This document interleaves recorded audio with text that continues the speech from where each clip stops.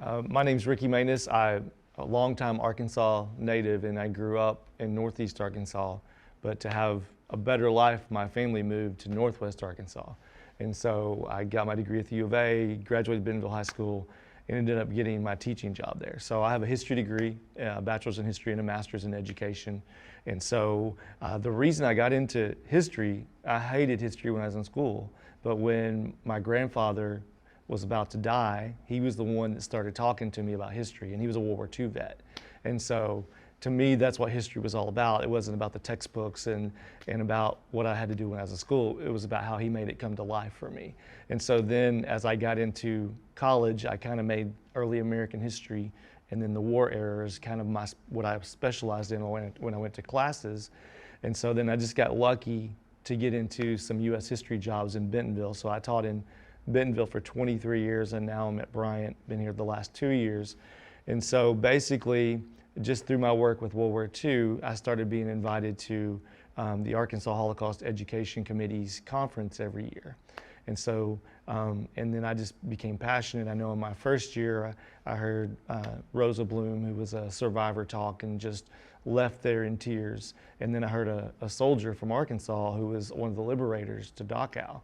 And when he told his stories, it just, I mean, I get goosebumps right now thinking about it. And so that led me to doing more. And so I just naturally entwined with the people that were on the committee till eventually I was taking students every year, driving buses full of students there every year.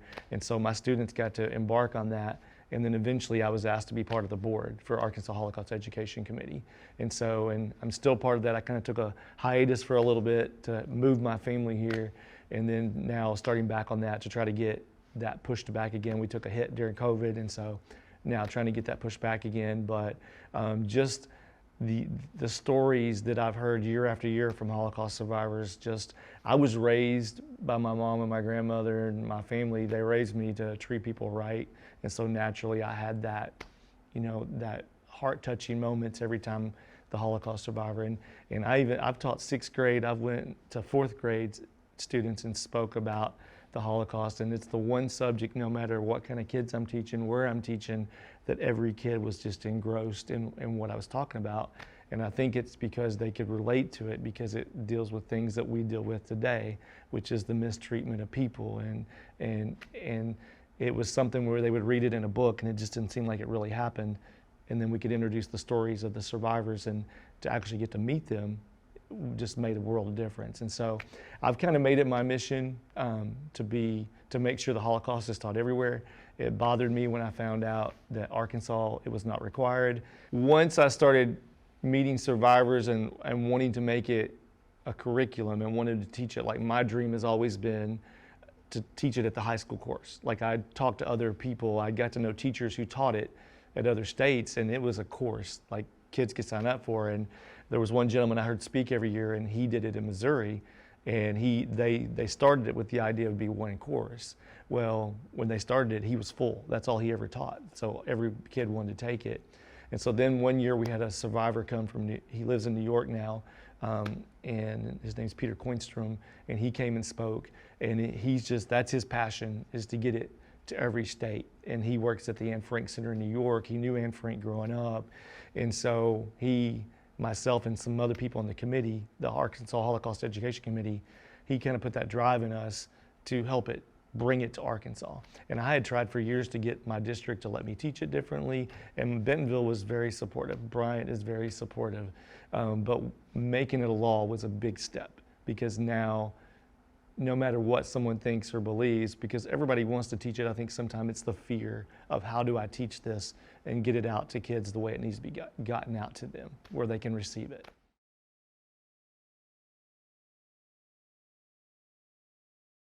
When the idea about survivors coming to the classroom, I used to think that kind of stuff wasn't possible, because, you know, it's like there's so few of them and I'm just one teacher here and there. But as we started our work and they could see the work that we were trying to do here in Arkansas, we worked it into the Arkansas Holocaust Education Committee, to where in that week that they're here, we get them out to speak at different schools. So the committee had been working in Northwest Arkansas for so long, we're trying to push it across the state now.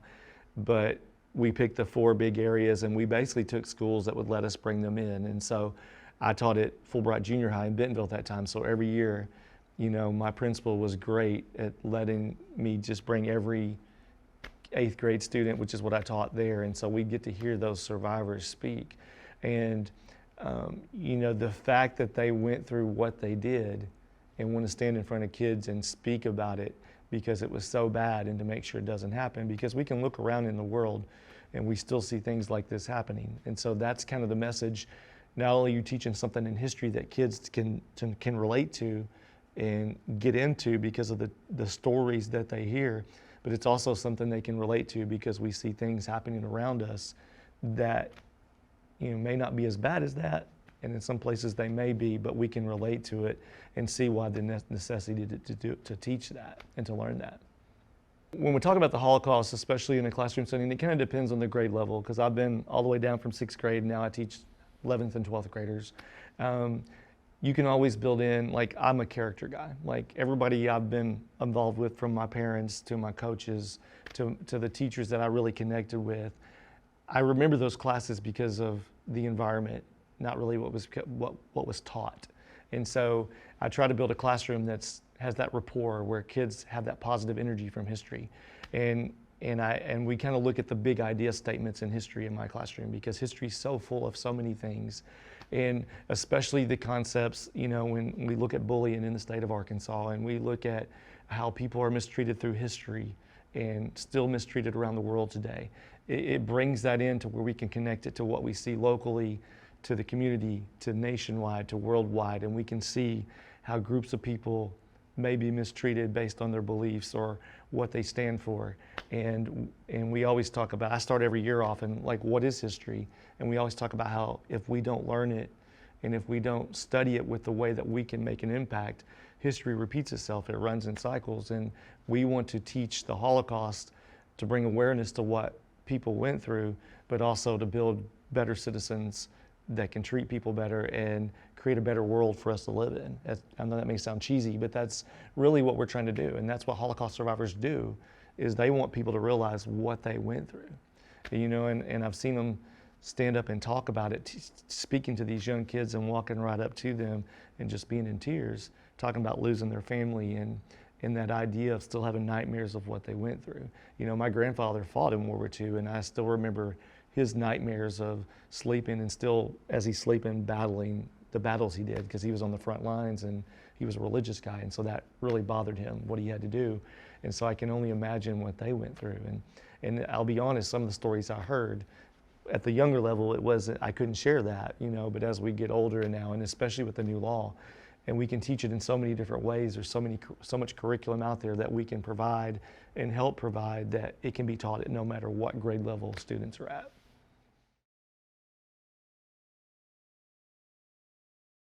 So once the law was passed, and when we were working to get that passed, one of the questions we had to ask ourselves, what's the best way to ensure this gets taught? Because we didn't want to do all the work and the law get passed and then it's just by the wayside. Well, I was the teacher on the committee that was part of that, and a lot of the Arkansas Holocaust experts were on there. We had university students, we had parents, we had community members part of that worked with the local local members, representative members, to get it passed. One of the things I knew from my years in education with helping writing curriculum and pacing was we had to go through the Department of Education if whatever we wanted to do. And so that's kind of the way when the law's passed, it goes through the Department of Education. Well, after it was passed, I was asked to help come during the summer and help write that curriculum. And so we pulled in, so what that would have looked like there was we were writing the law stipulates from grades 5 to 12. And so I had people from every grade level basically that was there, and I was able to go from table to table and group to group and communicate with them on where do you see this best taught. And so one of the things the Department of Education kind of said they wanted to see happen was it to be taught, you know, at the grade level part of a course and not just a separate course. However, now we are working on building a high school course. Hopefully, that's kind of our goal this year, that will be available for people to teach at the high school. And so what we did is we had to look at how would it fit best at each grade level. So when you look at 5th grade and 6th grade, they deal mostly with like geography and world history. So that's where we throw in some literature-based kind of learning. And so a lot of these schools in grade levels already in their curriculum used Holocaust literature, and it's very popular if you look at libraries and media centers around the state of Arkansas and you ask a media specialist. The one I worked with at Fulbright Junior High in Bentonville was wonderful, Michelle Starrett. You look at the Holocaust literature and it's some of the most checked out literature there is. And studies were done in the classroom with it already. So it was easy to build that into the more elementary level kids where they would be reading novels and stuff like that. And we built in some character-based kind of stuff with it. And so each grade level, it kind of depends on the course how we built that in. And so we had a switch over in the Department of Education where the lead of history or social studies took a job and we had to get somebody new. And so he's currently in the Department of Education is building that curriculum now, and it'll go live here soon. And so you'll be able to pull up their website and it'll have curriculum for each subject. So it's based on the subject and the grade level depending on how low the grade level is of the subject. It's important teaching in the classroom because the way I look at history, I don't remember history that much when I grew up because it was more taught, read the textbook, answer the questions. And so, there's that make history come alive. What's the big idea? I have this saying in my classroom, so what, who cares, why? So when we look at history, we look at those 3 questions and what kind of impact does it make? And when you read books, and I'm a big Star Wars fan, and that's, sci-fi and related, but, the biggest thing, especially at the lower levels as I've taught it, you have these kids reading these books, and when you read this stuff, it's almost like you can't imagine it really happened. And so it almost seems like it's not real. And so to get those survivors in there and to teach it, I teach it through pictures, and we have videos out there, and I know PBS has a lot of good videos available too. And I use PBS Learning in my classroom a lot with other things along with the Holocaust. And so for them to see and to be able to visualize and to understand what happened, we've done things where they can just take a virtual tour of the Anne Frank house. I mean, there's so many different things that can happen. But the reason it's so important for it to be taught is because, as the survivors say, they're passing away. And one of the things I try to install in my students is that they can make history. They can be the difference in history. History is not just this required subject you have to take. It's something that you actually live and breathe every day. And if we don't remember what happened to the Holocaust and the people that experienced the terrible acts of leaders and citizens and people that just stood by and did nothing, how are we going to be able to fight for the future when things continue to happen?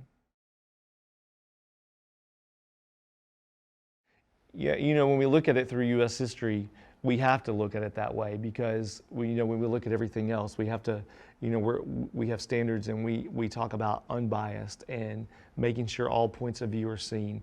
And when you study things such as slavery and Native Americans, it's unfortunately that's a continuing story as we move up.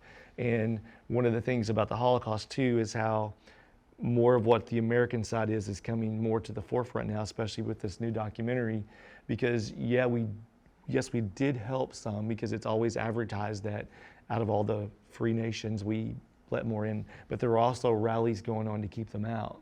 And so, and we had the Jim Crow laws going on.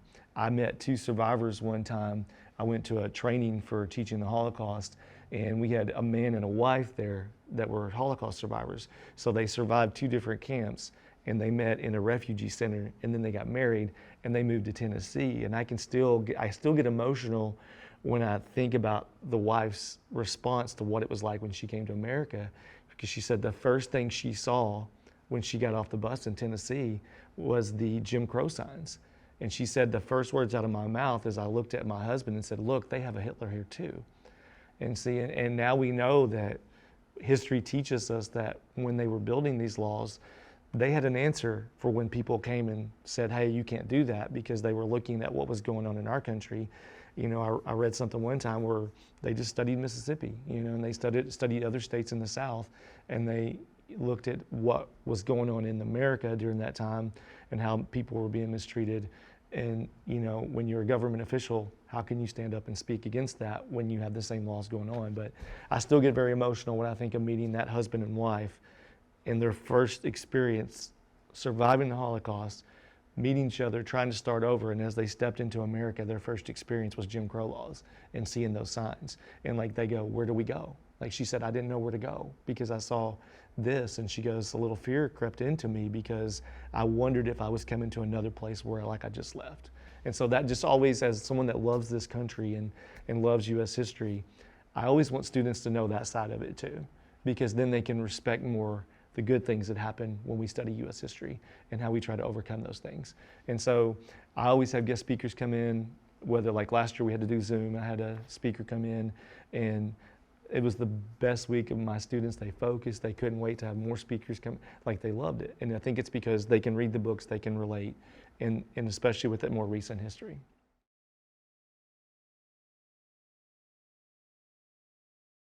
There was a study that came out, and I apologize, I don't remember it specifically, but and the newspaper article was written, and it showed that Arkansas ranked really low, not only in understanding the Holocaust, but understanding of history specifically, but that study looked mostly at the Holocaust. That kind of sparked part of what led to the law anyway. So it was in a newspaper, and someone that saw the newspaper knew one of our board members, and so they kind of reached out and connected. And so, and then that person that saw it, I don't remember names, and I apologize, a lot's happened since then, but had a connection with Bart Hester, the local representative that helped us push this forward and got, support. And so that kind of pushed it, and because it makes me furious because I love history. I'm a jock. I played sports growing up. If you would ask me when I was younger if I love history, I didn't. I had great teachers, but none that put history into me like it should be. It took my grandfather doing that. And so it's kind of been my passion to get, I tell my students, I promise you, you're either going to like history or love history when you leave. I want you to have some kind of connection to it. And so when those studies come out, I know myself and other people that I talk to that work with the Holocaust in the state of Arkansas, it just kind of made us, we already kind of knew that because we needed to be taught more, and that was kind of our mission as we get the speakers in and the professionals in to come and talk about it more. But it just gave us the power that we needed to move forward because it was starting to be publicized. And so that gave us the power to move forward, because I knew in the past I had tried to do more than I was doing, but it was kind of a pushback, not negatively, but just pushback because there was so much going on in education. So this kind of gave us what we needed to say, hey, look, here's where we're at, and these other states are doing it and they're being successful. Let's add Arkansas to the mix. And we do have people that want Arkansas education to grow. I mean, I know we always talk about negativity, how education kind of gets pushed back sometimes, but when it comes to history and what our kids know, I do know people around the state that want to push that forward. And so that it did help. We already knew it, but it helped us have proof that we needed to do something about it. And I think that helped us get the law passed better.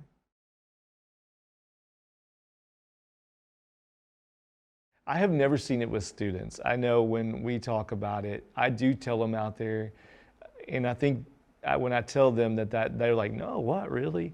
And I do get the other side of it. I get students who come in and don't know much about it because they're not good readers, maybe because of their reading abilities, because you have to, it's pretty strong reading to read those books.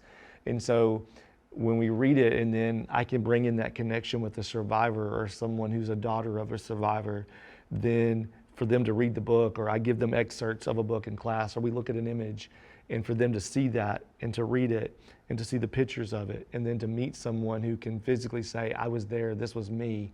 It's like what I dream of as being a history teacher, getting a connection. That's where the connection comes. And so, because, history, there's some things that students learn over and over and over, and some things they can connect to and some they cannot. This Holocaust is the one thing that I teach that I can say 100% of my students have connected to in my 23 years of teaching it, 25 years of teaching it. One of the reasons why the Holocaust is so relevant and why we teach it and why it connects is, we have laws in our school about bullying, and so we can connect it to that. we also, we teach a subject in U.S. history where we see the mistreatment of people throughout history. And especially with the new documentary coming out, looking at the American side of it, we also connect to that. But, when we try as teachers, we want to build citizens. We want to build people that will have good character as they move on. And so this is definitely something we can look at when we can look and say, look, their neighbors did nothing about it. They saw something going wrong and they did nothing about it. In some cases, not all cases, but in a lot of cases, we learn that, they were bystanders. That's the word that's kind of come prevalent. And so we can teach that you need to stand up and do what's right, even if you're the minority, or even if you're alone, you need to stand up and do what's right. And it just really comes in, especially when you deal with older kids, when you deal with how they talk to each other and treat each other and just feel about each other and connect with each other, to see how people were treated, even young people, to know at a certain age, they didn't even get to survive. At the age of younger than 16, it was very rare if you got to survive. And so to be able to teach that to 15 and 16 and 17-year-olds, they can really connect to that. One of the things we learned, because when we started out building the curriculum, it was just, I was shocked because it was just me there. And so luckily we pulled in experts from different Holocaust museums, and I've talked with different people across the state of Arkansas that work on the board with me, the Holocaust board. But one of the things that has helped us so much is we really don't have to reinvent the wheel, because a lot of the things that I have used in the past to teach has been, the Holocaust curriculum that's on the United States Holocaust Museum's website. They have so much curriculum that teachers can use there. And then, just different Holocaust museums have different things as well. And then I know with the PBS Learning with Ken Burns, I've used it, with different things I teach through U.S. history, from the progressive era to civil rights movement.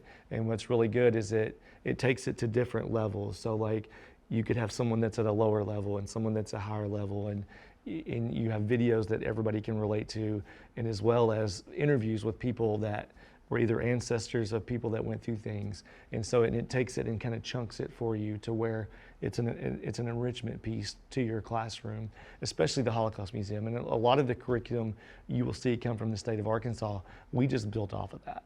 And so Echoes and Reflection is another big curriculum out there that I use heavily in my class. And we always, through the Holocaust Education Committee, we provided training for teachers through that in the years in the past. And I know that's been a lifesaver for me, teaching the Holocaust, and we'll build off of that. And I know different Holocaust museums around the United States have been good about that. And I know I'm excited as someone who uses PBS Learning in the classroom to know that with this documentary, PBS will have great things to use as well. I use a lot of images when I teach history because I'm a visual learner myself. And so when I throw up a picture of Arkansas and rallies going on and how big the German population was, I mean, we had prisoners of war in Fort Chaffee even, and so to know, in history, when you can make those connections to a child's community, and then it even becomes more real. And to me, that's what history's about, is making it real. And so, I'll throw up a picture and it's in America and they're like, oh, that's in Germany. And I was like, no, this is here in Arkansas, or something like that. So that does help, and when students can make that connection.